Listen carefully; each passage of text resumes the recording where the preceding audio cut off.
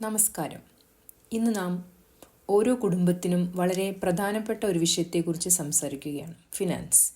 Finance എന്നത് നമ്മുടെ പണം എങ്ങനെ നിയന്ത്രിക്കാം എന്നതാണ്.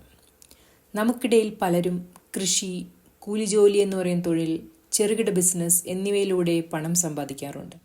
പക്ഷേ ചിലപ്പോൾ അത് എങ്ങനെ ശരിയായി ഉപയോഗിക്കണം, സംരക്ഷിക്കണം എന്നത് അറിയാത്ത സാഹചര്യം ഉണ്ടാകാം. ഈ വീഡിയോയിൽ നാം 3 കാര്യങ്ങൾ പഠിക്കും. ഫിനാൻസ് എന്നാൽ എന്ത്? ബാങ്ക് അക്കൗണ്ടുകളുടെ വിവിധ തരങ്ങൾ എന്തൊക്കെയാണ്? ദൈനംദിന ജീവിതത്തിൽ ഫിനാൻസ് എന്തുകൊണ്ട് പ്രധാനമാണ്? ഫിനാൻസ് 4 പ്രധാന കാര്യങ്ങളെക്കുറിച്ചാണ്. സമ്പാദിക്കൽ, ചെലവഴിക്കൽ, സേവിങ്, പണം വളർത്തൽ. പണം എത്ര ചെലവഴിക്കണം, എത്ര സേവ് ചെയ്യണം എന്നതിനെക്കുറിച്ച് നാം പ്ലാൻ ചെയ്താൽ പ്രശ്നങ്ങളെ ഒഴിവാക്കാനും അതിജീവിക്കാനും കഴിയും. നല്ല സാമ്പത്തിക ശീലങ്ങൾ നമ്മുടെ കുടുംബത്തിൻ്റെ ഭാവി മെച്ചപ്പെടുത്താൻ സഹായിക്കും.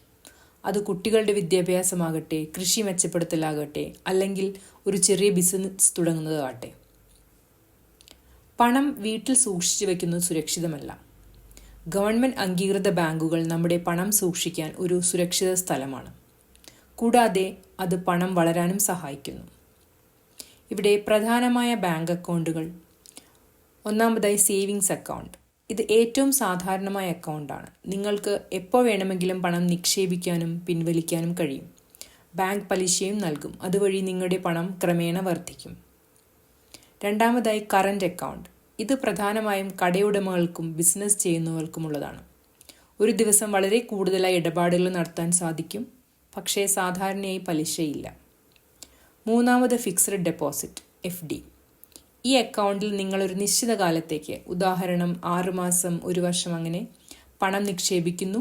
ബാങ്ക് ഉയർന്ന പലിശ നൽകുന്നതിനാൽ ദീർഘകാല സേവിങ്സിനാണ് ഇത് അനുയോജ്യം. നാലാമതായി റിക്കറിംഗ് ഡെപ്പോസിറ്റ് (RD).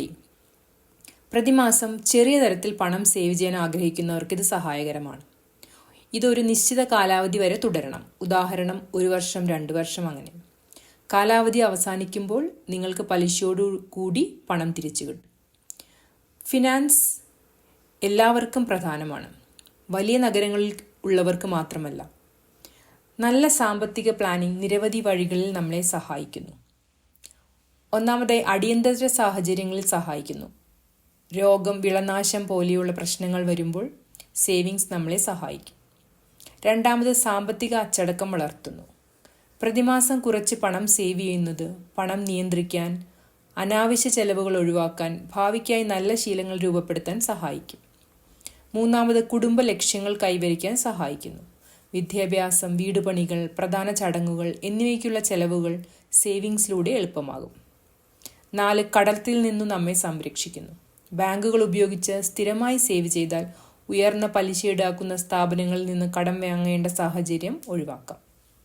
ഫിനാൻസ് ബുദ്ധിമുട്ടുള്ള ഒന്നല്ല, അത് നമ്മുടെ പണം വിവേകത്തോടെ ഉപയോഗിക്കുന്നതിനെ കുറിച്ചുള്ളതാണ്.